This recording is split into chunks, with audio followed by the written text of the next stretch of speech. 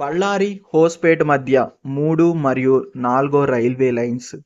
కర్ణాటక రాష్ట్రంలో south western railway zone పరిధిలోకి వచ్చే బళ్ళారి, తోర్నగల్లు, హోస్పేట రైల్వే లైన్ని ప్రెజెంట్ ఉన్న డబుల్ ఎలక్ట్రిక్ రైల్వే లైన్కి అదనంగా మరో 2 రైల్వే లైన్స్ నిర్మించడానికి కేంద్ర కేబినెట్ ఆమోదముద్ర వేసింది. బళ్ళారి, తోర్నగల్లు, హోస్పేట మధ్య రైల్వే లైన్ పొడవు 61 కిలోమీటర్స్.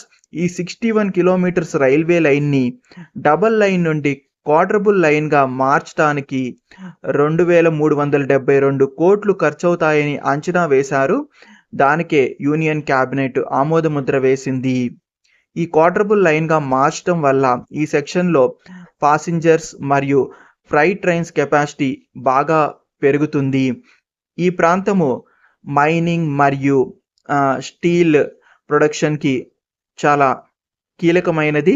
ఎందుకంటే ఇక్కడ తోర్నగల్లులో ఒక స్టీల్ ప్లాంట్ అయితే ఉంది.